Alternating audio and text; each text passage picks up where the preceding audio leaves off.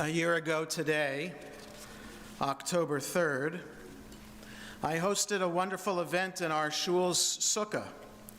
As the de facto coordinator of the Greater Olney Interfaith Clergy Group, I thought it would be nice to start off our year by having my colleagues learn what a sukkah is and what the holiday of Sukkot is all about.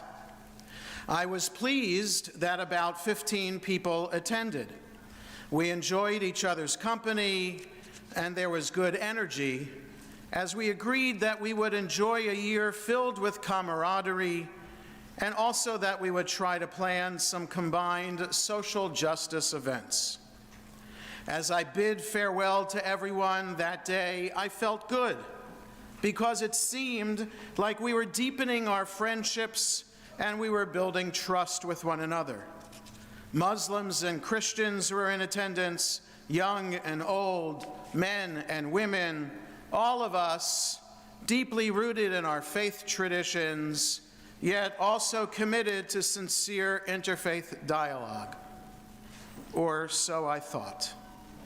4 days later, we woke to the news of the unspeakable brutality and murder perpetrated by Hamas on innocent Israeli civilians. We know what happened. I don't need to mention all the horrific details of the crimes Hamas committed. But since that day, we, American Jews, have been living in a new world. It's a world of increased anti-Semitism. It's a world in which Israel has become increasingly isolated. It's a world which has ignored the plight of the hostages in Gaza and has also ignored the horrific crimes perpetrated by Hamas. It's a world where many college campuses have been overrun by anti-Israel, anti-Zionist, and anti-Semitic rhetoric and protests. It's a world in which we as Jews not only have felt attacked, we have felt abandoned. As the war progressed after October 7th, I was surprised that I only heard from one colleague from the Interfaith Clergy Group. One colleague alone, Reverend Henry McQueen of St. John's Episcopal Church just up the road, reached out to see how I was doing. We've met for coffee a couple of times over the past year, and I have sincerely appreciated his friendship and support. But Reverend Henry's outreach is in stark contrast to the other members of the Interfaith Clergy Group who have been silent. I can't speak to their reasoning as to why they haven't reached out, but their silence has left me feeling sad and bewildered. The sadness and bewilderment swirl in my head, along with many other thoughts and feelings, as I have tried to come to terms with everything that has happened in the world since October 7th. I am glued to the news from Israel, reading the headlines from the Times of Israel several times a day, along with other news outlets. As I read, the anger, the bewilderment, the abandonment, the incredulity, the questioning of values are all in my head. It's been hard to come to terms with all of it. That is, all of these feelings and emotions. So with your indulgence, I want to try to sort through all of this in my remarks with you over these high holidays.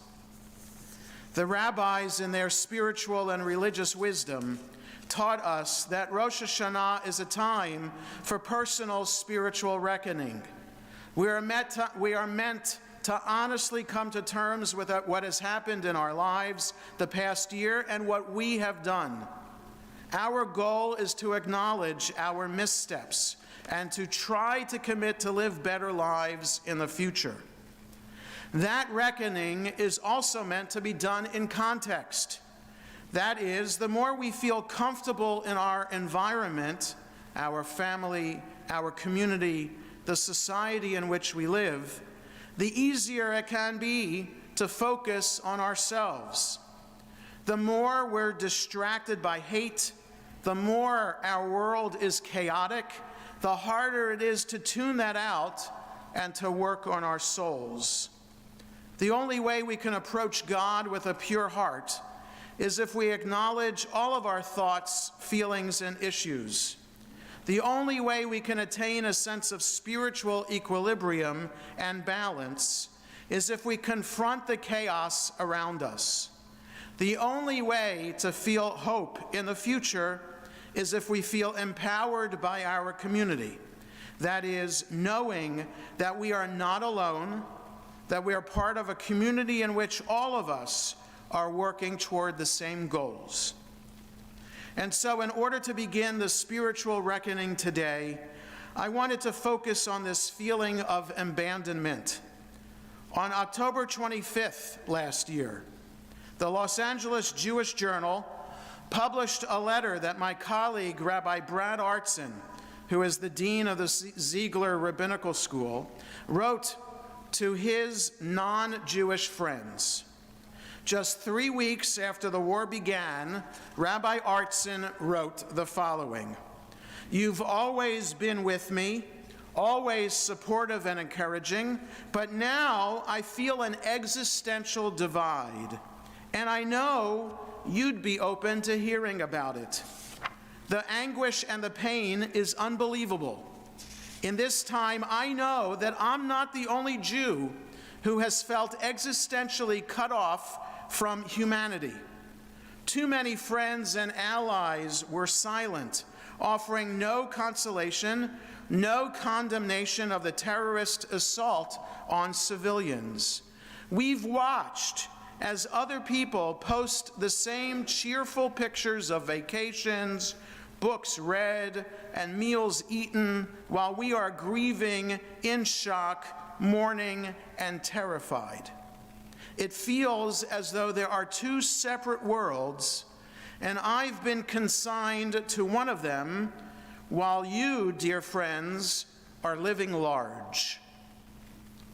This description of the two contrasting realities is exactly how I felt last year. In one moment, on October 3rd, I felt that my interfaith colleagues and I were friends. I felt that we had the same goals of learning from each other and working together.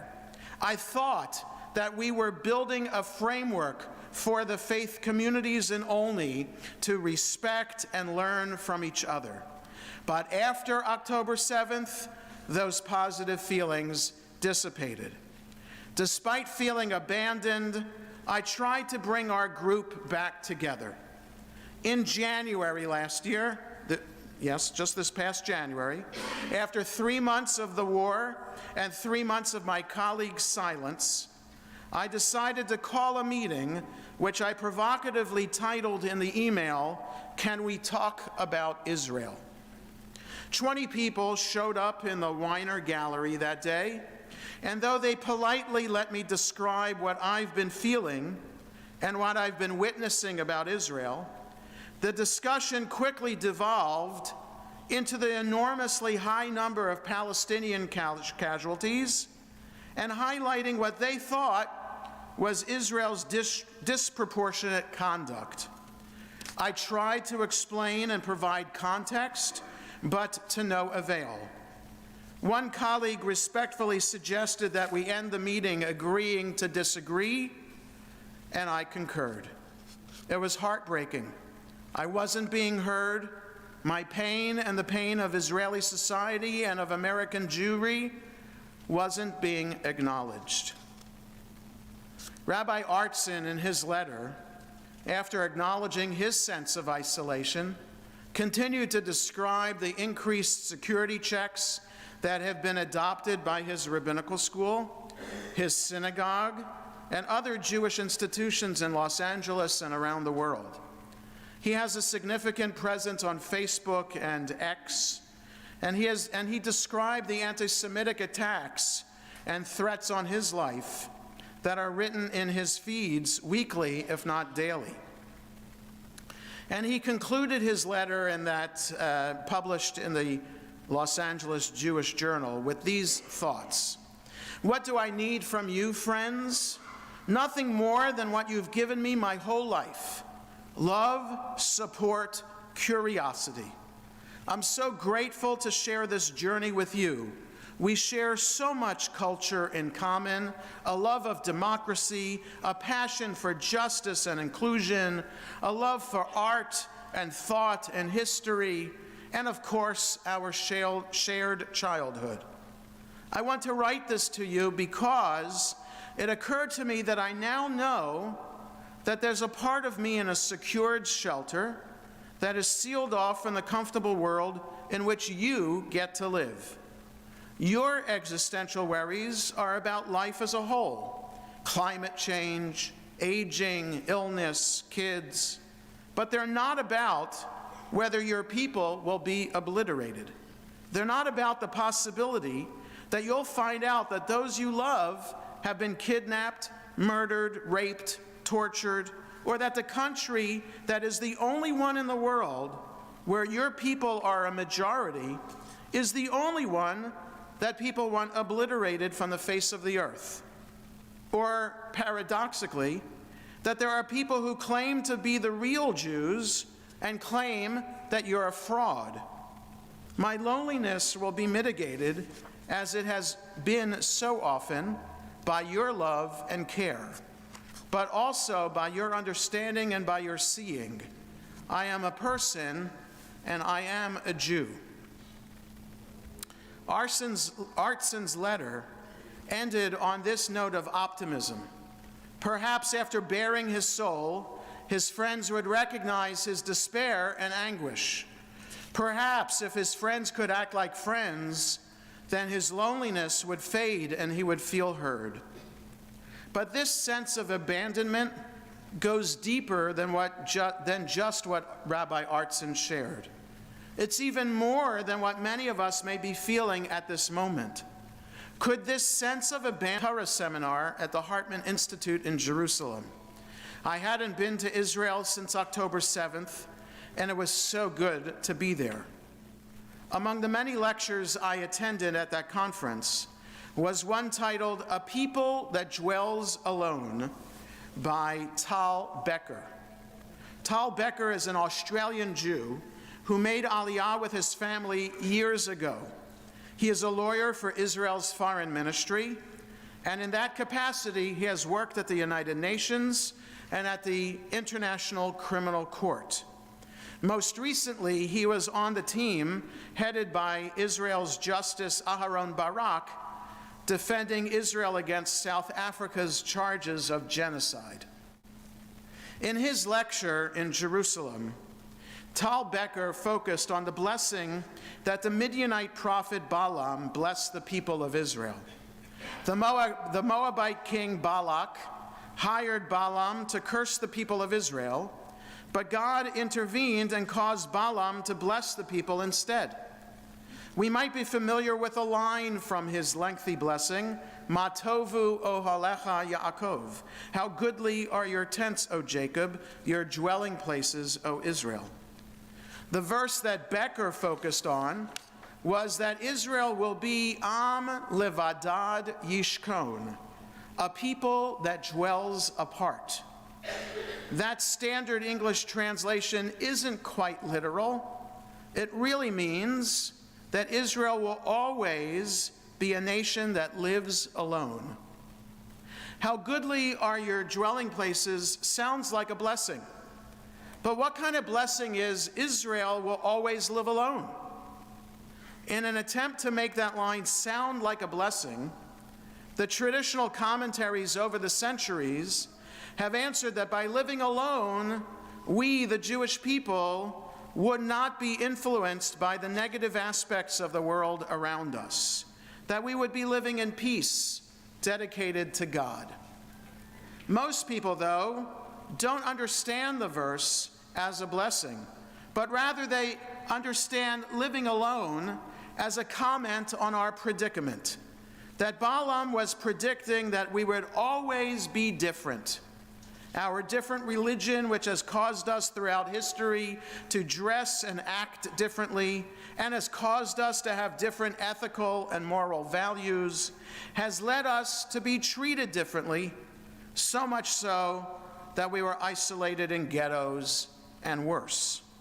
Yet the irony is, as Becker reminded us in his lecture, that we have always, despite the segregation and oppression, we have always wanted to be treated equally in the country and society in which we have lived. Over the centuries, we adopted the values, the dress, the customs of the greater society to try to fit in. We've gone to university when permitted, and we've become part of the intelligentsia. But except for our time in America, that striving to be seen and valued has always failed. In other words, for centuries, we have felt abandoned and isolated, and at the same time, we have longed to be seen, longed to be treated equally by the greater society. For centuries, when living in ghettos, and even while forced to dress in a unique way, we have wanted to be free. We have wanted to be part of the greater society. The abandonment that I've been feeling aligns with this historical and sociological feeling. On October 3rd, I thought I was on equal footing with my interfaith colleagues. But after October 7th, and especially in our meeting in January, it was clear that the age-old tropes were playing out. I was alone, wanting to be back in the fold, but left alone after all. Our Haftarah this morning emphasizes the pain of being alone. Told from a deeply personal perspective, our Haftarah describes Hannah's emotional pain, both in being barren and by falling out of favor with her co-wife, Peninnah. She had to endure seeing Peninnah's children every day, which only exacerbated her pain and her shame. When Elkanah, their husband, took the family to Shiloh, where the sanctuary was, for a celebration, Hannah decided to pray to God. Aside from Moses praying on behalf of the people, there are no other examples till that point of people praying in the Bible. Yet somehow Hannah knew that this is what she needed to do. As she was praying, the high priest interrupted her and accused her of being drunk. What else could explain her unusual behavior? But Hannah says, "I haven't poured myself wine or hard liquor. I have instead poured out my soul before God. It's out of anguish and anger that I have been speaking to God." Hannah's words, spoken 3,200 years ago, resonate with us today. We could have said them ourselves. As Rabbi Artson begged to be seen, and as our ancestors cried out from persecution and oppression, and as we beg today, we want to be seen. We want to be heard. We don't want to feel abandoned. Just 2 weeks before his son was brutally murdered by his Hamas captors, Jonathan Polin wrote an essay for an Israeli newspaper. Polin wrote how his son Hirsch was always sensitive to his father's needs. He wrote that Hirsch declared to his family that he wasn't observant anymore. But Hirsch still attended shul with his father just to keep his father company. "He came with me," Jonathan said, "so that I would not be alone."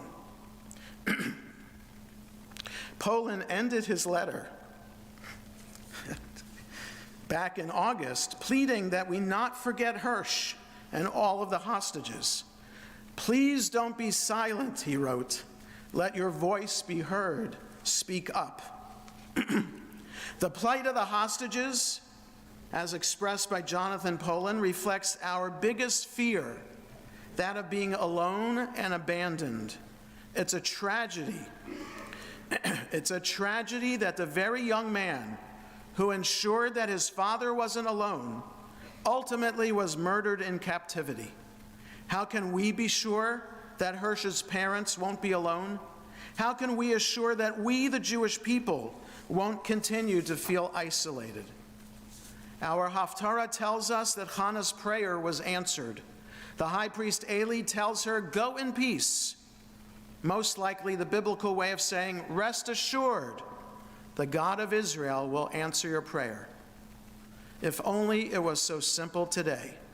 If only we could have proof or an ironclad guarantee that God would answer our prayers and that God would help us to not feel alone anymore. But even if God may not answer our prayers today, crying out to God still serves a purpose. Bearing our souls helps us recognize what we are feeling. It helps us verbalize our deep-seated feelings and thoughts. By putting words to our despair, by articulating our feelings of abandonment, we do feel better. And when we do that together as a community, we feel stronger. Yes, we may personally feel anguish and despair, but just the fact that we're able to find the strength to be here today helps us recognize that we are not alone in our pain. We have family and friends here who will support us and care for us. We also have to find the courage to reach out. Instead of seeing ourselves as different, as a group worthy of being hated, we, despite our pain, need to cry out like Hannah. We need to say, "We are here. We share the same values with you. We all believe in social justice. We all want to make the world a better place. Listen to us. Hear our cry, O God. Give us the strength to overcome our isolation so that we can fulfill our mission to be a light unto the nations." May this coming year be one of healing and repair. May we no longer feel alone. May we see the day when there will be peace in Israel. Amen.